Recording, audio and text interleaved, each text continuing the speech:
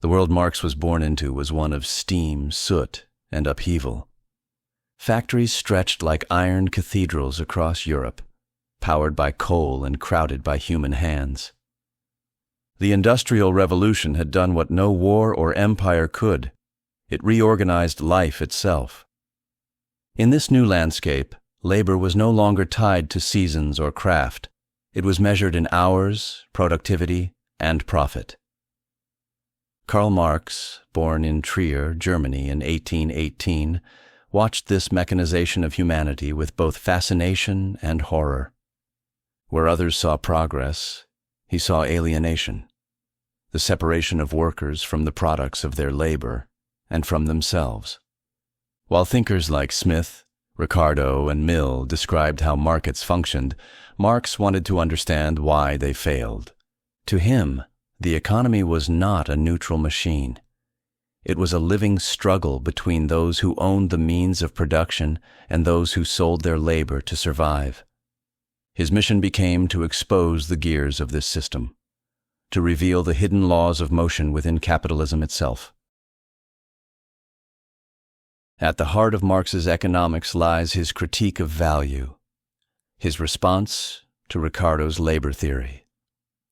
Marx agreed that labor created value, but he saw something missing: surplus value, the difference between what workers produce and what they are paid.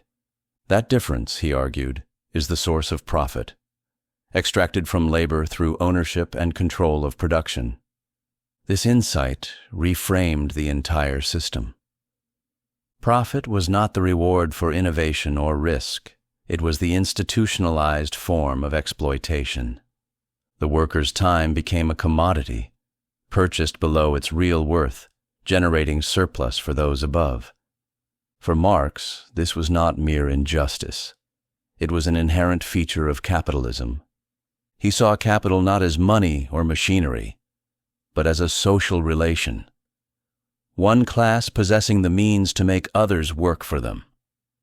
Every wage, every product, every factory ledger concealed this invisible transaction, value siphoned from labor through the quiet machinery of exchange.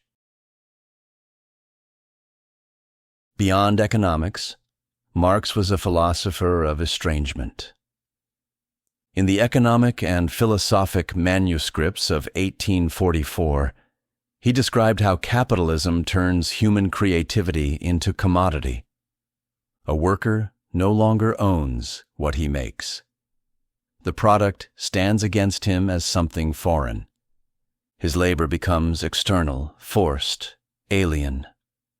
4 forms of alienation follow: from the product, from the act of production, from fellow workers, and from one's own potential. Each represents a fragment of humanity severed by the industrial order. Marx believed that under this system, freedom itself became inverted. The more productive a worker became, the more dependent he was on those who profited from his output. Machines meant to liberate, instead disciplined. Efficiency turned into control. For Marx, the greatest tragedy of capitalism was not poverty, it was dehumanization masked as progress. Marx argued that capitalism contains the seeds of its own destruction. Its pursuit of profit drives overproduction, competition, and falling rates of return. Each boom ends in crisis. Factories overfilled, workers unemployed, wealth concentrated. He called it the contradiction of capital. Productivity rises, yet human welfare stagnates. In the Communist Manifesto, 1848, co-written with Friedrich Engels, Marx declared that history is the story of class struggle. The bourgeoisie, the owners of capital, and the proletariat, the workers, are bound in perpetual conflict. This struggle, he predicted, would culminate in revolution. Not a single uprising, but a transformation of how production itself is organized. For Marx, revolution wasn't merely political, it was systemic, an evolution of economic structure. Just as feudalism gave way to capitalism, so too would capitalism yield to something beyond it. A society where the means of production are collectively owned and labor serves humanity, not profit.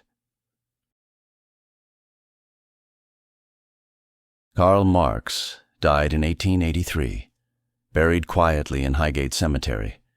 But his ideas outlived every empire that ignored them. His theories inspired revolutions, guided movements, and reshaped the intellectual terrain of the 20th century. Yet beyond politics, Marx remains a mirror for modernity. Automation, inequality, and corporate power echo his warnings.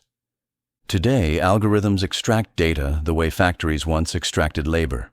New forms of surplus, new kinds of alienation. Whether one accepts or rejects his conclusions, Marx's genius lay in his method, his insistence that economics is not a static science, but a living process shaped by power, technology, and time. He saw the world as machinery, not of metal, but of human relations in motion. To understand it, he believed, was the first step to changing it. In the hum of modern industry and the glow of digital screens, the machinery of capital still turns, and the voice of Marx still murmurs from within its gears.